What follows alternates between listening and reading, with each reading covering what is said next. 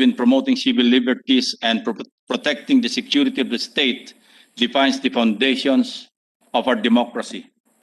Mr. President, distinguished colleagues of this venerable chamber, I have the honor to report the result of the public hearings in aid of legislation conducted by the Committee on National Defense and Security, Peace, Unification, and Reconciliation on the issue on red tagging or red baiting as embodied in Committee Report number 186.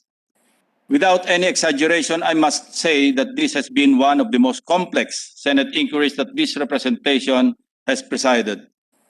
For it involved parties from the opposite poles that defy the law of magnetism, in that not only would they never attract each other, but in fact ready to cut each other's throat. Nonetheless, the profuse bashing and criticisms from both political spheres, trolls included, that your committee and its chairman endured during and after the conduct of the 3-day-long public hearings may probably be a testament that we did our best to objectively hear both sides to ensure that we extract the best available information for the Senate and the public to digest and come up with well-informed decisions. The history of political activism in the Philippines has taken its course for more than a century, starting with the first recorded protest in 1903, staged by Workers' Union, calling for an 8-hour working day and for the recognition of May 1 or May 1st as a national public holiday. To say the least, the long narrative of our nation's revolts, protest actions, and social movements, both peaceful and violent, has defined the revolutionary character of the Filipino people. In our generation alone, Mr. President, we've witnessed how activists from various sectors and strata, from peasants, farmers, workers, women, LGBTQIA, media personalities, politicians, religious leaders, and students, among others, have taken to the streets to protest against poverty, injustice, disease, hunger, inequality, and other social ills. Undeniably, such peaceful mass actions driven by our people's right to dissent, freedom of speech, and free will reflect the very fundamentals of democratic governance. No less than the 1987 Constitution guarantees free speech and free press, together with the right to organize and form associations, peacefully assemble, and petition the government for the redress and grievances. That said, the freedoms we enjoy should not infringe on the rights of others and should not be injurious to the welfare of the community or society. Hence, we recognize the sovereign police power to regulate these constitutional and civil rights and fundamentally to promote the general welfare of the people. At the extreme end of the spectrum is the Communist Party of the Philippines, or CPP, with its armed wing, the New People's Army, or the NPA, and its political wing, the National Democratic Front, or the NDF. Founded in 1968, the Communist Party of the Philippines has been seeking to overthrow the government and establish a new democratic state led by the working class and devoid of United States influence. A year later, the New People's Army was organized. Thereafter, it has since been known as the CPP-NPA, founded by Jose Maria Sison, who led the Maoist-oriented youth faction within the Partido Comunista ng Pilipinas, or PKP, which was originally established in 1930. In 1973, a commission created by the CPP-NPA established the National Democratic Front in an attempt to unify and coordinate various leftist groups. The NDF later served as the umbrella organization for the CPP-NPA and other mass revolutionary groups. Since the CPP-NPA was still illegal under the now repealed Republic Act 1700 or the Anti-Subversion Act of 1957, the NDF was presented as the CPP-NPA's political wing. For over 5 decades, the CPP-NPA, with all the atrocities of its armed struggle, has earned the reputation of being the longest running insurgency in the world. To put an end to the conflict with the communist insurgency in the Philippines, the government engaged the CPP-NPA-NDF in peace negotiations during the 1986 Aquino administration. However, the peace talks between the Philippine government and the NDF have been intermittent and inconclusive since then. Fast forward, by virtue of Executive Order Number 70 issued by President Rodrigo Roa Duterte in December of 2018, the current administration introduced a whole-of-nation approach that aims to address the root causes of insurgencies, internal disturbances, and tensions, and other armed conflicts and threats in pursuit of the country's peace agenda.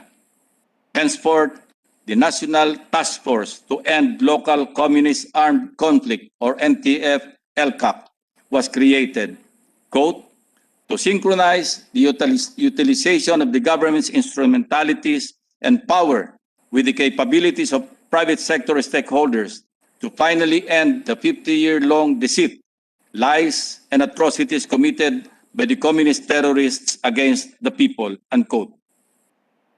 Mr. President, without doubt, the NTF-LCAC has been making headway in the performance of its mandate, which is centered on a clear, consolidate, hold, develop approach geared towards the efficient delivery of housing, education, social protection, health, and basic utility services to pre-identified areas cleared of the presence and influence of the communist insurgents, especially in the countryside. In fact, if I may boldly state, among the different programs under the Duterte administration, I consider the NTF-LCAC's whole-of-nation approach as the most effective thus far. The controversy surrounding the issue of red tagging was precipitated by the pronouncements made by Lieutenant General Antonio Parlade Jr., spokesperson of the NTF-LCAC and Commanding General of the AFP Southern Luzon Command, when he urged high-profile celebrities Lisa Soberano and Catriona Gray to abdicate the activist women's group Gabriela, which he believed will lure them to join the CPP-NPA. And if they did not, they will suffer the same fate as Josephine Ann Lapira. It will be recalled that the 22-year-old Josephine was killed in an encounter with the military in Nasugbu, Batangas last November 28, 2017. Further, Lieutenant General Parlade's statements include: 1. His claim that former Bayan Muna Representative Colmenares, as well as members of the Makabayan Bloc in the House of Representatives, are under surveillance using the Anti-Terrorism Act as its legal cover. 2. Naming 18 universities later expanded to 38 as recruitment hubs of the CPP-NPA. 3. Calling out Tej Torres Tupas of the Philippine Daily Inquirer to be aiding the terrorists by spreading lies, and a propagandist relative to her article about the two Aita men who were the first to be accused of violating the Anti-Terrorism Act of 2020. 4. Public rebuke of petitioners against the Anti-Terrorism Act in his apparent intimidating Facebook post, which in part states, "The day of judgment is upon you and the Filipino people. Very soon, blood debts will be settled."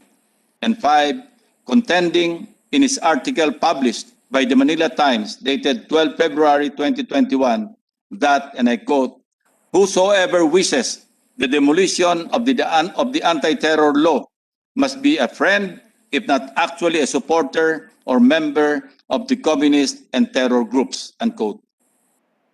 Donning a military uniform in his interviews and other public appearances, Lieutenant General Parlade stands for the Armed Forces of the Philippines, even in his capacity as a spokesperson of NTF-LCAC.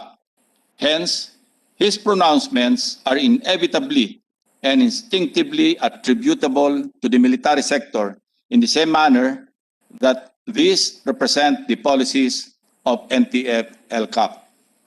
Mr. President, this representation, as well as the other members of the committee, have urged the officials of the NTF-LCAP to bring their accusations before the courts should they have enough evidence to secure a conviction or at least get past the level of probable cause which they agreed convincingly.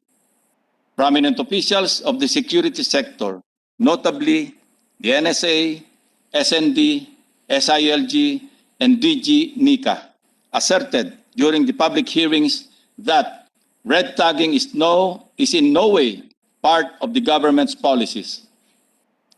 This committee recognizes the duty of the NTF-LCAP to raise awareness against the CPP-NPA, considering the increase of child recruitment and deaths of young Filipinos in armed encounters between the military and police on one side and the NPA guerrillas on the other. However, we stand our ground that such should not be construed as a justification for any arbitrary actions against the freedom of expression, which is protected under Section 4, Article 3 of the 1987 Constitution. Mr. President, if there is even just a single point that the security sector and the progressive groups must mutually agree in this course of public inquiries, it is the condemnation of the acts of aggression of the CPP-NPA-NDF in the strongest possible terms.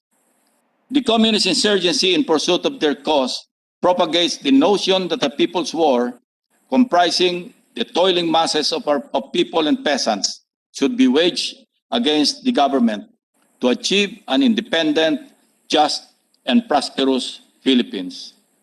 They capitalize on the ideal communist society with the machinery of armed struggle.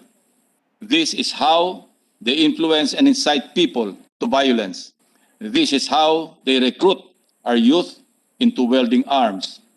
Mr. President, we have learned of the reported cases of students who were killed during encounters between the members of the CPP-NPA and the country's security forces in recent years. Their profiles bear similarities. All were promising students of state universities who became impassioned student activists, later found in the midst of conflict areas, far from their homes, and at the forefront of the NPA's fighting force. The CPP-NPA-NDF has long been emphasizing the instrumental role of the youth in advancing the cause of the armed struggle.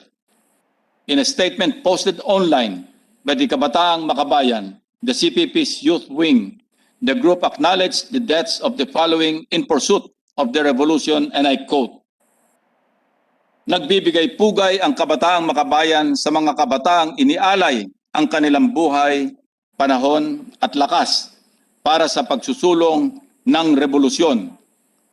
Walang anumang pangyuyurak ang babahid sa buhay na inialay nina Joe Lapira, Pamela Peralta, Justin Vargas, Zaira Ligad, Jevelyn Culyamat, J.R. Mercado, Andrea Rosal, at ng libo-libo pang kabataang tumangan ng armas upang pabagsakin ang paghahari ng mga Panginoong may lupa at malalaking komprador."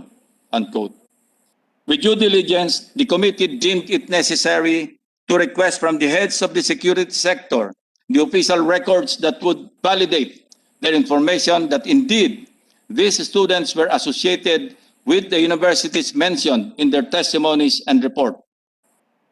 We also sent letters to the identified universities of the victims to either authenticate or invalidate the statements of the security sector. As of today, the Mindanao State University, West Visayas State University, University of the Philippines Manila, and University of the Philippines Los Baños, and University of the Philippines Visayas verified through official documents that Ms. Kimberly Jule L. Luna, Mr. Remy J. Beraye, Ms. Josephine Ann Lapira, Mr. John Carlo Capistrano, Ms. Rona Jane Manalo, and Malvin Christian Cruz were either former students or graduates of their universities. We wish to put on record that we have yet to receive any statements or responses from the DND Secretary, AFP Chief of Staff, and the other schools. The narratives of the former rebel returnees on the circumstances of the recruitment to the CPP-NPA also serve as a cautionary tale. All of these student activists hailed from state universities, save for Miss Lady Desiree Miranda, alias Cass Shane, who was then an out-of-school youth. She bared that they were recruited by legitimate progressive organizations such as the College Editors Guild of the Philippines, League of Filipino Students, and Sandigan na mag-aaral para sa sambayanan to join the Kabataang Makabayan and later as members of the NPA guerrilla. On the issue raised by the Makabayan Bloc on the admissibility of testimonies presented by the security sector and their witnesses, Mr. President, we wish to reiterate that, as a rule in the conduct of inquiries in aid of legislation, the technical rules of evidence applicable to judicial proceedings which do not affect substantive rights need not be observed by Senate committees. To contextualize, the account of the alleged former rebel returnees were considered by this committee because they revolved around the circumstances of the recruitment, what they personally knew about, and how they participated in both the legal and revolutionary fronts of the CPP-NPA. After all, our resource speakers from both parties had sworn their oaths to ensure that all testimonies elicited were made under the pain of perjury. We covered the same ground in our appreciation of the Makabayan Bloc's testimonies, counter-arguments, and documentary submissions to this committee. Mr. President, of these disputes, one thing is unassailable. The CPP-NPA's grave violations no longer demand the protection of freedom granted by the Constitution. Inarguably, their actions should not be abetted, condoned, or rationalized by any peace-loving Filipino. This committee recognizes that the Makabayan Bloc has no legal responsibility to disown and denounce the CPP-NPA, as freedom of expression includes the right not to speak.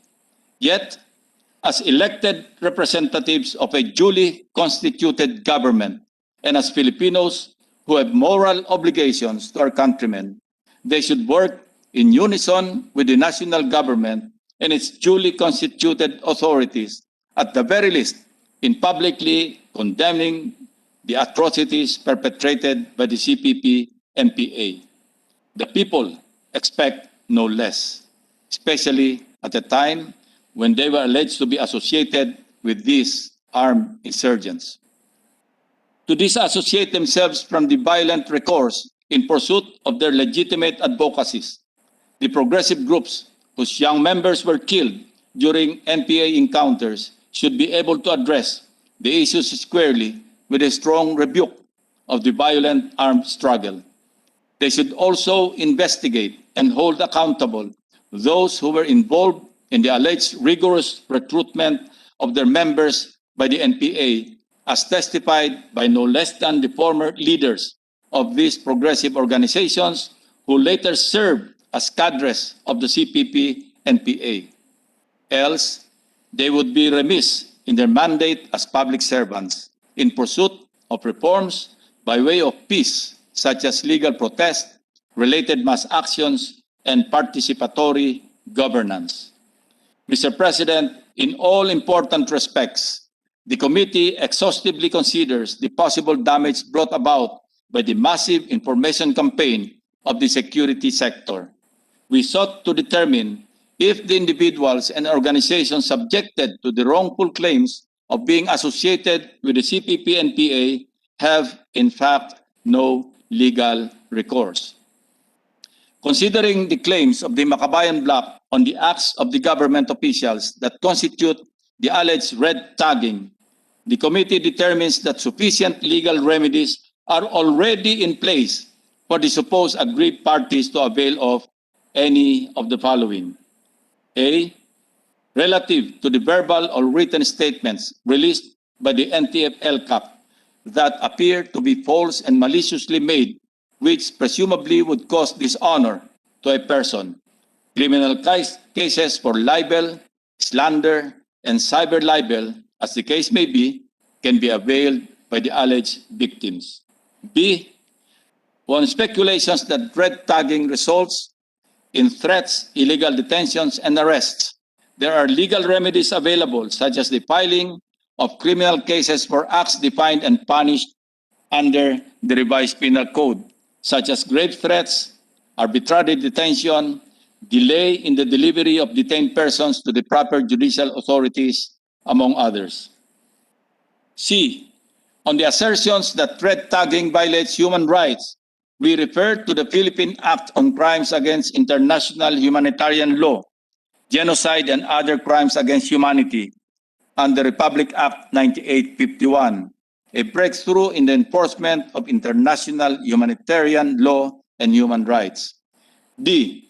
On the assertion of the Makabayan Bloc that their reputations have been tarnished and they have been subjected to discrimination, they can seek recourse by filing a complaint on the violation of the Anti-Graft and Corrupt Practices Act under Republic Act 3019. The law considers as corrupt practice any act that causes undue injury in the discharge of official functions to any person or entity through manifest partiality, evident bad faith, or gross inexcusable negligence. E. If it can be established that the alleged red tagging by government officials and or employees constitutes grave misconduct, administrative charges under the Code of Conduct and Ethical Standards for Public Officials and Employees under Republic Act 6713 and the revised Rules on Administrative Cases on Civil Service, RRACCS, may likewise be filed. F. Civil actions, particularly indemnification for the damages caused under Articles 19, 21, and 32 of the Civil Code may likewise be availed. G. The judiciary also offers recourse to persons whose constitutional rights, particularly the right to liberty, have been violated by state agents. These are the writ of habeas corpus, the writ of amparo, and the writ of habeas data. The writ of habeas corpus is a known judicial remedy that safeguards the right against arbitrary state action. Meanwhile, the writ of amparo was promulgated to protect other fundamental human rights that are beyond the scope of the writ of habeas corpus. In fact, following the rules, upon the filing of the petition for the writ of amparo, or at any time before final judgment is rendered, the court, justice, or judge may grant any of the following interim reliefs. 1. Temporary protection order. 2. Inspection order. 3. Production order. And 4. Witness protection order. On the other hand, the writ of habeas data is a remedy available to any person whose rights are violated by an individual or entity engaged in the gathering, collecting, or storing of data or information regarding the person, family, home, and correspondence of the aggrieved party. H. As for speculations that the state forces would invoke the Anti-Terrorism Act of 2020 to effect multiple violations of human rights, the law itself provides sufficient protections, including imprisonment for up to 10 years for erring state agents. The committee takes exception to the progressive group's allegation that red tagging is among the consequences of the passage of the Anti-Terrorism Act. This is unconvincing, to say the least, as red tagging or red baiting is in no way related to the recently passed law. Section 4 of the law is clear and explicit that it does not penalize advocacy, the exercise of the right to organize, and other forms of legitimate dissent. Notwithstanding, we submit that the issue on the constitutionality of the Anti-Terrorism Act of 2020 is already being deliberated and discussed before the Supreme Court and therefore should not be tackled in any other venue under the prevailing sub judice rule. Mr. President, as exhaustively discussed in the committee report, the remedies provided in these laws have already been availed by parties in the recent past, such as A. Karapatan's criminal and administrative charges against the high-ranking officials of the NTF-LCAC and former PCOO Undersecretary Mocha Uson for alleged violation of Republic Act 9851 or the Philippine Act on Crimes Against International Humanitarian Law, Genocide, and other crimes against humanity. Letter B.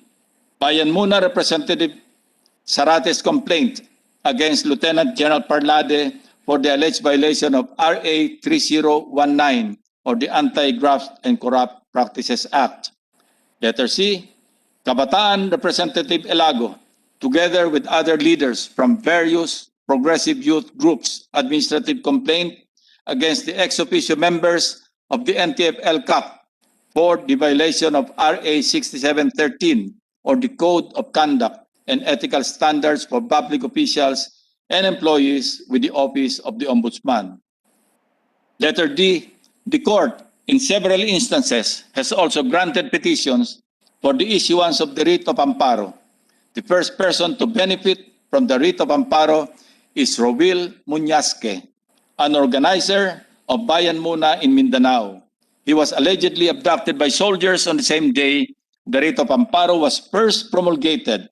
He walked out a free man from the Pagadian City RTC on November 7, 2007, after his family's petition was granted. Mr. President, with several courses of action available to parties who seek legal recourse to alleged transgressions of the state actors, it is our submission that various legal and institutional mechanisms are in place for the state to effectively and ultimately protect constitutional rights and civil liberties. In the course of the public hearings, exhaustive research and analysis of all the documents submitted by both parties, the following are the recommendations put forward by your committee. A. Legal remedies are sufficient and available for personalities or groups that have been the subject of the so-called red tagging and which some of them have already availed of. Hence, the committee is of the view that criminalizing red tagging is no longer necessary, since those who were or might be at the receiving end of red tagging may avail of these legal remedies under existing laws protecting their constitutional rights. B. The committee enjoins the members of the Makabayan Bloc from the House of Representatives to openly and strongly denounce the CPP-NPA. Their public reproach against this group should bear the same tenacity they devote in calling out the administration on almost every aspect of governance. Letter C. The security sector should give greater attention to the strengthening of its intelligence gathering and analysis capability to ensure that every piece of information is indeed verified and actionable. Legal course of action shall take precedence before any propaganda that may be defamatory to one's person. In the same manner, they should exercise caution in making public pronouncements, as these carry with it a semblance of the authority from the state, which, if wrongly carried out, may result in polarization between the government and the people. Letter D. The updates and accomplishments of the localized peace talks should be in the foreground to counter vilification campaigns targeting the genuine purpose of Executive Order 70 while earning the support of the public towards lasting peace. The program, pursuant to its intent, should focus on its development-centered efforts against armed conflicts. Letter E. As a matter of policy, We should prevent the potential conflict between the policies of NTF-LCAP and the mandate of the security sector by not engaging a spokesperson who holds concurrent mandates, both in the active military service and a development-oriented entity such as the NTF-LCAP.